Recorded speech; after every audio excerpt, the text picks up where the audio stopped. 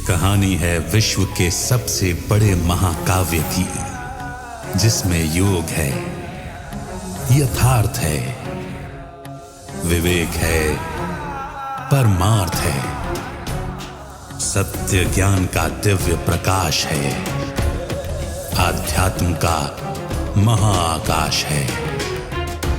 ये दर्पण है हर मन के विवाद का, दृश्य है आत्मा और परमात्मा के संवाद का, मानवता का होता है जिससे उद्धार। यही है सच्ची गीता सार, अंधकार से प्रकाश की ओर।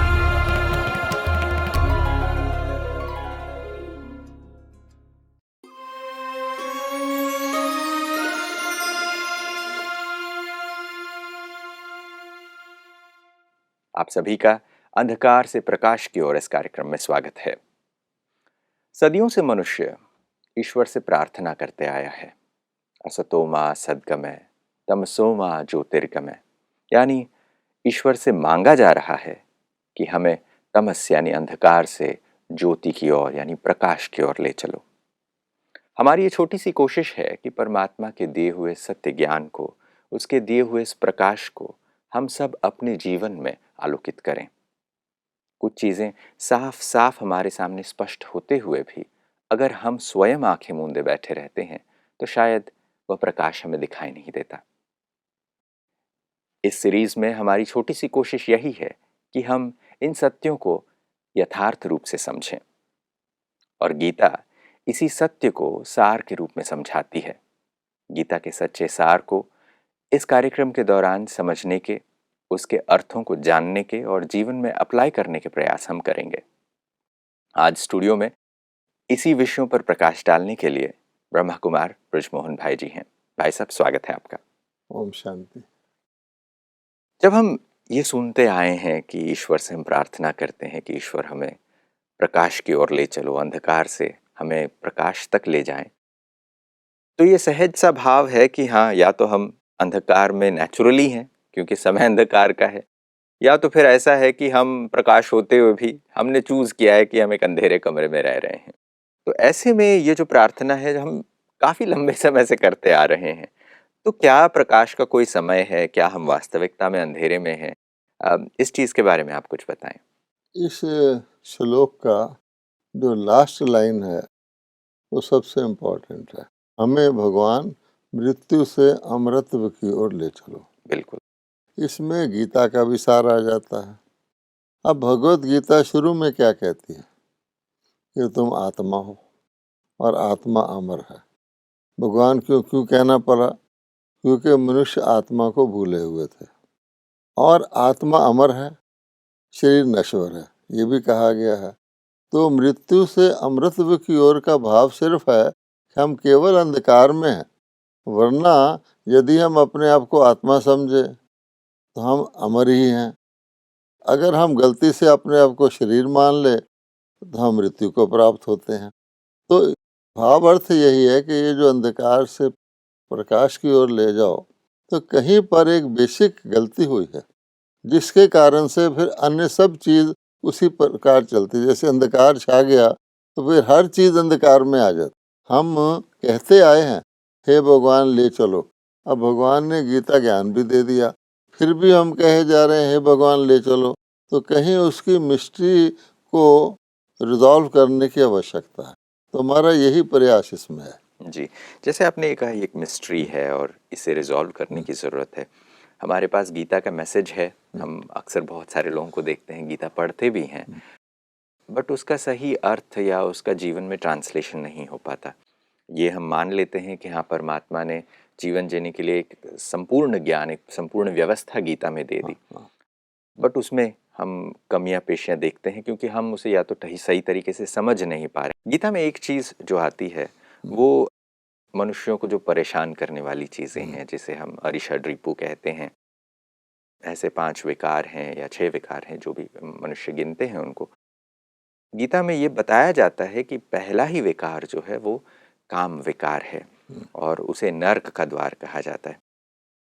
ये स्पष्ट होने के बावजूद भी हम अक्सर ये मान लेते हैं, अरे काम तो चाहिए ही ना, वरना संसार कैसे आगे बढ़ेगा, ये तो संसार का नियम है। और वहीं पर गीता में ये चीज़ स्पष्ट शब्दों में है, तो उसे हम शत्रु क्यों नहीं मानते? क्योंकि आज के समय में तो कोई भी ऐसा नहीं मानता कि काम कोई वासना है और वो वासना शत्रु है हमारा। गीता में इसके बारे में क्या कहा जाता है? भगवान को ये इसीलिए कहना पड़ा कि जब परमात्मा अवतरित हुए तो दुखियों की पुकार सुनकर अवतरित हुए, हम प्रेयर करते रहे, दुख हारो। उन्होंने क्या देखा कि ये जितने मनुष्य आत्माएं हैं ये दुखी क्यों हैं, इनके दुख का मूल कारण क्या है। क्योंकि मोटी मोटी लिस्ट तो हम बना नहीं सकते, लेकिन असल जड़ क्या है। तो भगवान ने यही पाया, परमात्मा बताया हुआ कि मैं जब जब धर्म ग्लानि होती है तो आता हूँ। पहले भी मैंने आके करेक्शन किया था, अब वो फिर उसी गलती में फंसे हुए हैं।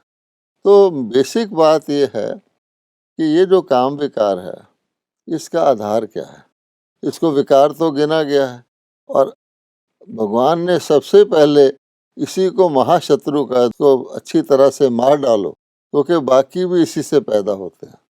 तो अब ये काम विकार, क्योंकि सभी काम विकार से ग्रसित हैं, एक दुनिया ही विकारी दुनिया हो जाती है जिसको पतित दुनिया कहते हैं।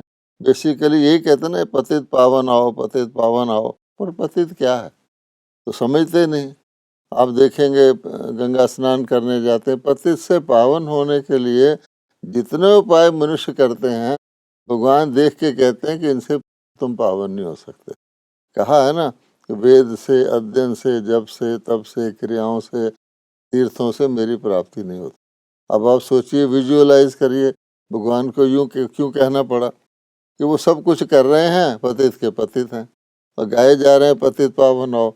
तो भगवान ने बताया है कि पावन कौन थे, जिसकी भेंट में ये पतित है। क्योंकि जब तक सत्य और असत्य दोनों सामने नहीं आएंगे तो समझेंगे नहीं। किसी ने दिन देखा ही नहीं, वो तो रात को ही दिन समझेगा। इसलिए पहली बात यह है कि मूर्तियां भारत में देवताओं के मंदिर हैं।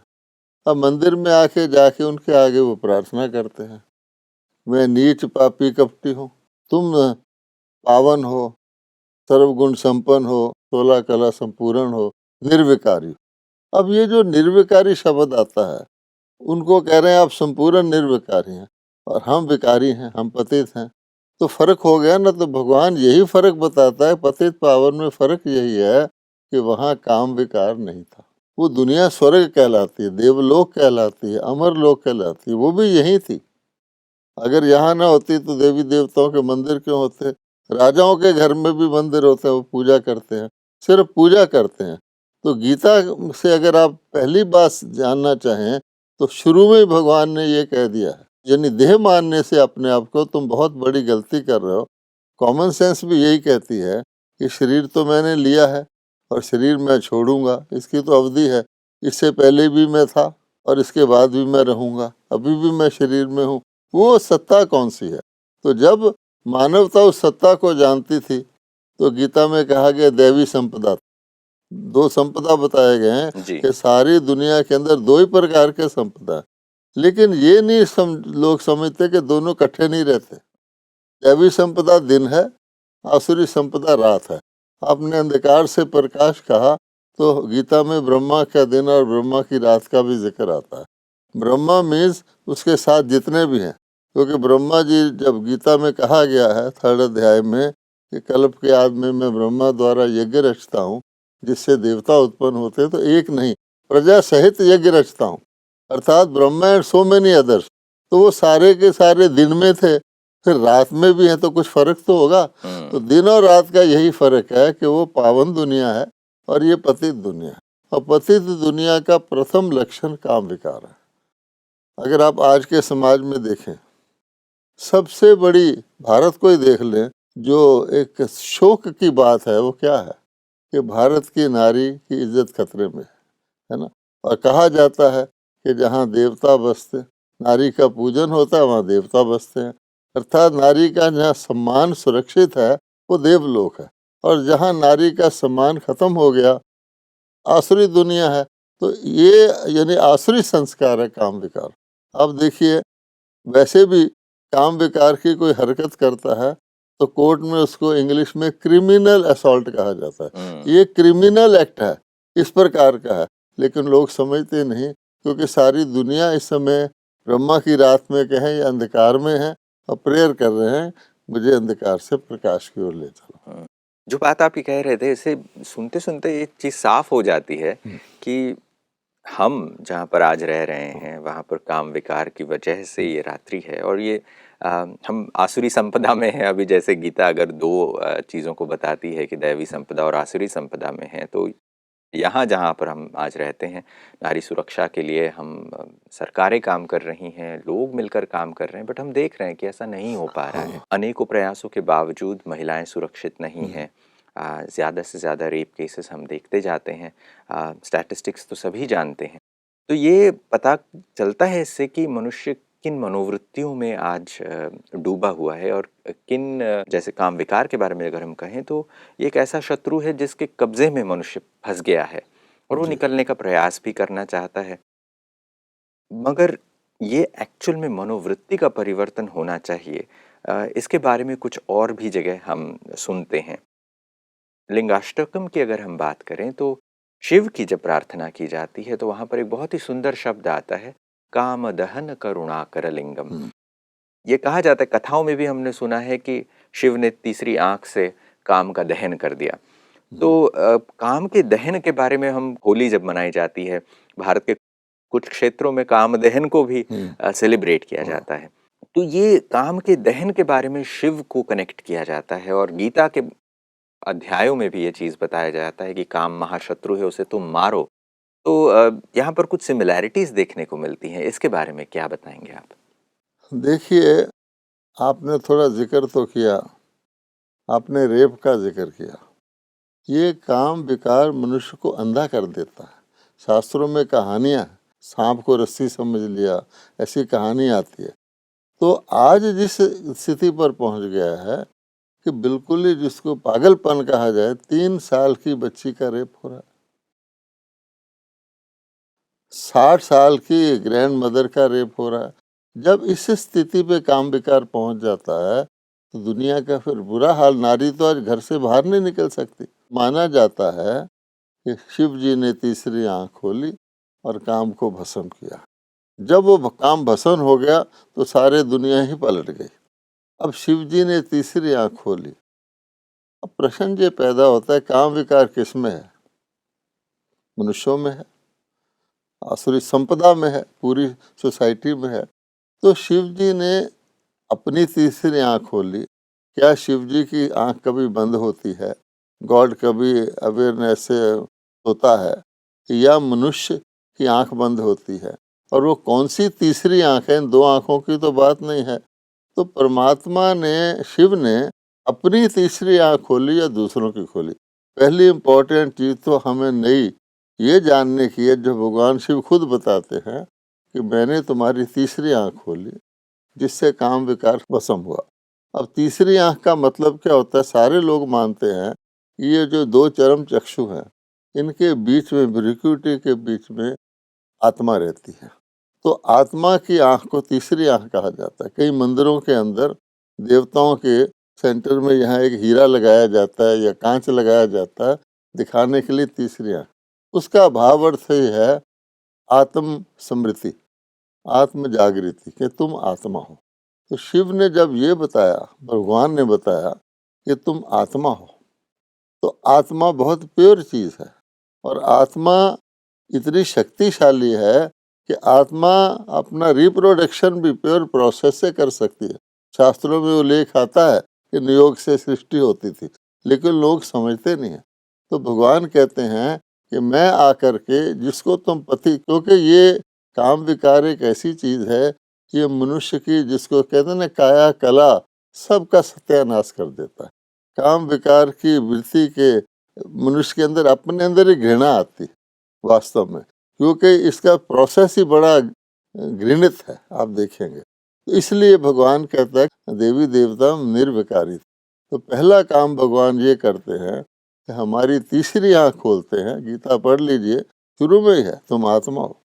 और आत्मा पावन है, आत्मा ही पतित बनती। देखिए ये और बात जानने की है लिंक्ड है इससे कि पतित पावन शरीर नहीं बनता, आत्मा बनती है। आत्मा के साथ महान आत्मा, पाप आत्मा, पुण्य आत्मा, देव आत्मा एडजेक्टिव लगाया, शरीर के साथ नहीं। ना जानने का कारण बेचारे मनुष्य शरीर को गंगा स्नान कराते हैं कि शायद ये पतित हो गया है, लेकिन भाव अर्थ ये है कि भगवान ने अपनी तीसरी आंख खोली, हमें जागृत किया। जो कह रहे हैं ना अंधकार से प्रकाश की ओर ले जाओ, यही प्रकाश दिया कि तुम आत्मा हो, श्रेष्ठ आत्मा हो, और तुम आज क्या बन गए हो, पतित। इसलिए भगवान ने कहा कि जब मनुष्य को ये ज्ञान, सबको तो नहीं होता, लेकिन जो गीत पांडव हैं भगवान की तरफ हैं उनको ये ज्ञान मिलता है। और आप देखेंगे जो कौरव हैं उसमें बहुत बड़े बड़े आचार्य वगैरह हैं, लेकिन वो शास्त्र ही पढ़ते आते, गीता को पढ़ते आए हैं। आज भी लोग गीता को पढ़ते हैं, ये समझ में नहीं आता पतित कौन है, पावन कौन है। भगवान जो कह रहा है काम महाशत्रु है, इसको जीतो, पता ही नहीं उनको तो जीतेंगे क्या। तो ये इतनी सारी इसमें क्लैरिफिकेशन है कि आत्मा को भगवान पावन बनाते हैं और उसका ज्ञान देते हैं।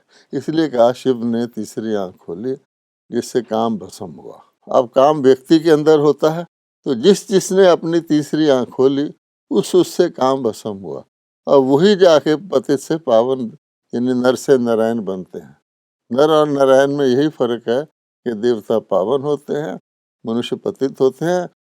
प्रूफ है, मैं मूर्ख खल कामी, प्रेयर करते हैं रोज, कृपा करो भरता, विषय विकार मिटाओ, पाप हरो देवा। इससे ज्यादा कह रहे हैं, लेकिन वो ये नहीं समझते कि हम पतित हैं। बिल्कुल। जब आप ये बात कह रहे थे तो मेरे को सहसा याद आया कि जब हम श्री रामचंद्र कृपालु भजमन ये भी भजन जब गाते हैं, वहां पर प्रार्थना है कि कामादि खल दल भंजनम, यानी हम जिसके आगे भी प्रार्थना कर रहे हैं सभी से हम मांग वही रहे हैं कि ये जो काम विकार है इससे छुड़ाओ, इसे नाश करो। और गीता में ये चीज स्पष्ट रूप से है कि ये शत्रु है, इसका नाश करो। इसे नाश करने का सही तरीका क्या है, इसके बारे में भी गीता के भगवान ने कुछ बात कही होगी। देखिए मनुष्य कह रहा है मैं मूर्ख खल कामी, कि मैं यानी खुद कह रहा है कि मेरे में अज्ञान है। तो भगवान आके जब ज्ञान देते हैं वो बताते हैं कि आत्मा नेचुरली और ओरिजिनली प्योर है, देव आत्मा है। तो देव आत्मा से नीचे की जो उपाधियां हैं, महाआत्मा है, फिर साधारण आत्मा है, फिर दुष्ट आत्मा है, पाप आत्मा है। कोई आज का व्यक्ति काम विकारी बनता है तो उसको दुष्टी कहते हैं ना, बिल्कुल। तो इसलिए वो दुष्ट आत्मा है। तो उसका भगवान ने मेंशन किया हुआ कि ये आसुरी संपदा है और ये दम्भी है, और उसमें साफ साफ कहा गया है वो समझता है ये विषय भोगी लाइफ है, इतना ही वो समझता है, इससे ज़्यादा बियॉन्ड कुछ है ही नहीं। तो भगवान जब ज्ञान देते हैं तो उसमें पूरी बात आती है। पहले उस आत्मा को परिचय देते हैं कि तुम आत्मा हो, फिर श्रेष्ठ आत्मा हो, पूज्य थे, आज पुजारी बन गए हो। तो ये भी बताते हैं कि ये जो मंदिरों में हैं ये भी तो तुम्हारी तरह शरीरधारी हैं, श्री लक्ष्मी श्री नारायण हैं, राधे श्री कृष्ण है, तुम इनकी पूजा क्यों कर रहे हो, पुजारी क्यों हो। तो बताते हैं कि तुम पूज्य थे, तो इसलिए कहावत चली आती है आप ही पूज्य आप ही पुजारी। ऐसे नहीं कि भगवान पूज्य पुजारी बनता है, मनुष्य आत्मा देवात्मा के रूप में पूज्य थी, और इसके रूप में फिर उसका गीता में प्रोसेस बताया हुआ कि केवल जान लेना कि मैं पतित हूँ, इससे तो कोई पावन नहीं बन जाएगा। फिर भगवान ने योग सिखाया है, कहा गीता सारा योग शास्त्र है ना जी। 18 के 18, तो योग सिखाया है। इस काम विकार को जीतने का एक प्रोसेस है, और उसमें यह है कि मेरे साथ आत्मा को कनेक्ट करो, वो शक्ति आएगी, तुम्हारी अपवित्रता निकलेगी। जैसे सोने में से अलॉय मेल्ट होता है, फिर तुम कंचन बनोगे, प्योर बनोगे तो देव। वो लंबी बात, लेकिन भगवान ने ही काम को भस्म कराया है, ये जानना इम्पोर्टेंट है, और कोई करा नहीं सका। अब देखेंगे साधु सन्यासियों ने भी कोशिश की, जंगल में चले गए, विश्वामित्र की कहानियां, लेकिन वो काम विकार को जीत नहीं सके। और ये तरीका नहीं है कि आप घर बार छोड़ करके स्त्री को नागिन कह के जाके काम विकार को जीतो। तो गीता के अंदर थोड़ा सा ये भी अडल्ट्रेशन किया हुआ आप पढ़ेंगे तो नारी का कई जगह उसका सम्मान है कि नारियों में भगवान कहते हैं मैं फलानी नारी हूँ, हैं, और कई जगह अपमान किया हुआ है कि शूद्र इत्यादि के साथ मिलाकर नारी भी पावन बन सकती है, नारी पतित होती है। और गीता के शुरू में क्या कहा गया है कि युद्ध होगा तो नारियां दूषित हो जाएंगी और वर्ण संकर पैदा होंगे। अब नारियां दूषित होंगी, आखिरकार एक तरफ कह रहे हैं कि नारियां दूषित होंगी, वर्ण संकर पैदा होंगे, और वही भगवान मनुष्य को प्रेरित कर रहा है अर्जुन को कि तू युद्ध कर, जबकि उससे क्या होगा, फिर नारियां दूषित होंगी, वर्ण संकर पैदा होंगे ना। उसमें ये कंट्राडिक्शन है। बेसिक बात यह है कि भगवान ने जो गीता सुनाई थी, जिसके आधार पर हम बात कर रहे हैं आपसे, फिर सुना रहे हैं, और जो गीता वेद व्यास जी ने लिखी है बहुत काल अंतर है। उस कारण से इसमें कई बातें जो हैं वो मिक्स हो गई हैं।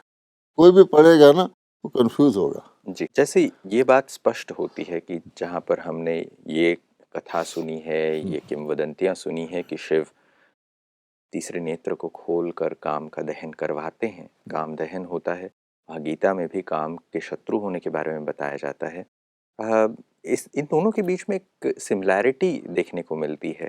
वहाँ गीता का भगवान भी यही बोध करवा रहे हैं कि भाई काम को जीतो, और दूसरी जगह यहाँ पर जैसे आपने कहा कि शिव परमात्मा की जब बात की जाती है वो भी आत्माओं के तीसरे नेत्र को खोलते हैं। जैसे आपने कहा तीसरे नेत्र को हम कॉन्शियसनेस की या आत्मा की ज्योति के रूप में देखते हैं, और ये चर्म चक्षु नहीं है, ये दिव्य चक्षु है, इसकी बात की जाती है। और शिव के एक नाम में ये भी नाम कहा जाता है कि शिव को विरूपाक्ष कहा जाता है, कि वो विरूप के दर्शन करने वाले हैं, जो दिखाई नहीं देता उसे दिखाने वाले, यानी आत्मा के दिव्य स्वरूप का साक्षात्कार कराने वाले हैं। तो ऐसे में लगता है जैसे क्या शिव ही गीता में जो भगवान कह रहे हैं वही चीज शिव कर रहे हैं, तो क्या शिव ने ही गीता गाई है? देखिए, ये भी एक बहुत इम्पोर्टेंट बात है। अगर कोई इसको समझ जाए तो सारी गीता को जब वो पढ़ेगा इस एंगल से कि गीता निराकार परमात्मा ने सुनाई है, तो जैसे हम लोगों ने ब्रह्मा कुमारी में उसी एंगल से देखकर इसकी जो सार है उसको बाहर निकाल पाए हैं। क्योंकि गीता को कोई भी पढ़ेगा उसमें कई कुछ लिखा हुआ है। मैं परम धाम निवासी हूँ, मैं सब जगह हूँ। अब दोनों चीज़ों में तो फर्क है। या फिर मैं पर्वतों में ये पर्वत हूँ, हाथियों में ये, तो तीनों चीज़ें डिफरेंट हैं। तो भगवान अगर इस एंगल से देखेंगे तो आप सोचिए, गीता में भगवानों वाच है ना, श्रीमद् भगवद गीता है ना, उसका टाइटल ही क्या है, श्रीमद् भगवद गीता, यानी श्रेष्ठ मत, सबसे अच्छी मत भगवान ने सुनाई, उसका नाम है गीता। अब भगवान कौन है? आजकल हम जो हैं, हमने क्या किया, जो शास्त्र लिखने वाले ने निराकार को तो देखा नहीं। गीता तो निराकार से शुरू होती है। गीता एक आध्यात्मिक ग्रंथ है।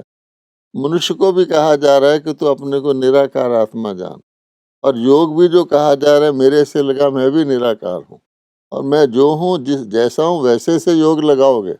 जब हम शरीरधारी बन गए तो आज हम देवताओं को ही मानते हैं ना, वो भी शरीरधारी, हम भी शरीरधारी। लेकिन देवताओं के अंदर तो आत्मा थी ना, हमारे अंदर भी आत्मा है ना भाई, इतना ही फर्क है। आप देखिए सारे भारत में परमात्मा किसको मानते हैं आज भी? हम कोई नई बात नहीं कह रहे। राधे कृष्ण देवता, लक्ष्मी नारायण देवी देवता, राम सीता मुख्य ले लें। सूक्ष्म देवताओं को लो तो ब्रह्मा देवाय नमः, विष्णु देवाय नमः, शंकर देवाय नमः। शंकर को भी महादेव ही कहते हैं ना। परमात्मा कहाँ है? कि जिसका शारीरिक रूप है, चाहे वो फिजिकल है चाहे वो सटल है, क्योंकि विष्णु इत्यादि वो भगवान तो हो नहीं सकते। मेन बात जानने के ये है मोटे रूप से गीता का निराकार परमात्मा कौन है। अगर आप इसको देखेंगे, और निराकार की मूर्ति जैसे लक्ष्मी नारायण की मूर्ति है, वो कहाँ है? तो आप देखेंगे शिव की प्रतिमा, जिसको शिवालय कहते हैं, वो निराकार की मूर्ति है। भले उसको एनलार्ज करके दिखाया गया, किसी जगह हीरे का दिखा दिया, सोमनाथ में हीरे का था, कश्मीर में बर्फ का है, लेकिन वो है निराकार की मूर्ति। तो निराकार गीता का भगवान परमात्मा होगा। आत्मा जब निराकार है तो परम आत्मा भी तो निराकार है। अब उसका नाम क्या है? तो सारे भारत में क्या, अन्य देशों में भी इसको ही शिवालय कहते हैं। और इसको कहा जाता है, वास्तव में ज्योतिर्लिंगम मठ मशहूर हैं 8, तो वो ज्योति का स्वरूप है, परमात्मा है और शिव है। शिव परमात्मा ने नमः के अलावा और किसी को परमात्मा ने नमः कहते ही नहीं। या ओम नमः शिवाय कहते हैं, या सत्यम शिवम सुंदरम कहते हैं। तो शिव परमात्मा ने नमः, अगर शिव परमात्मा है और वो निराकार है, तो गीता का भगवान कौन हुआ? शिव ही होने शिव चाहिए। हुआ ना। हाँ, ये है। बिल्कुल। ये जो बात अभी सुनने को मिलती है, एक स्ट्रीम सी चली आ रही है, हम कॉमन पॉइंट्स देख रहे हैं, कॉमन थ्रेड समझ रहे हैं, सतह के नीचे की चीज़ें समझ में आ रही है कि एक बैकग्राउंड में फ्रेमवर्क क्या है वो समझ में आता है। क्योंकि अगर हम सिर्फ सुपरफिशियल लेवल पे देखें तो शायद ये चीज़ें समझ में नहीं आए, और शायद इसी चीज़ पर ज़्यादा चिंतन करने की, ज़्यादा अध्ययन करने की, लोगों को भी अपना चिंतन चलाने की आवश्यकता है। और आज जो एपिसोड में हमने ये बातें सुनी, मैं समझता हूँ हमारे ऑडियंस के लिए भी काफ़ी रोचक और काफ़ी नई लगी होंगी। कुछ रहस्योद्घाटित हुए हैं और भी इस पर हम चर्चा आगे जारी रखेंगे। मगर आज आप स्टूडियो में आए, इसके लिए बहुत बहुत शुक्रिया आपका। नमस्कार। नमस्कार। दोस्तों, अंधकार से प्रकाश की ओर आज मैं मानता हूँ कि थोड़ा बहुत प्रकाश एक नए विषय पर मिला है। जो हमारी धारणाएं हैं, जो हमने अपने आप को सिर्फ कहानियों में या फिर सुनी और कही हुई बातों में उलझा रखा है, वहाँ पर हम सत्य की खोज करते रहते हैं। मगर शायद आज ये सत्य का प्रकाश थोड़ा ज़्यादा निखर कर आपको दिखा है। इस विषय पर और चर्चा जारी रखेंगे। आज के लिए बस इतना ही। फिर मुलाकात होगी अगली कड़ी में। नमस्कार।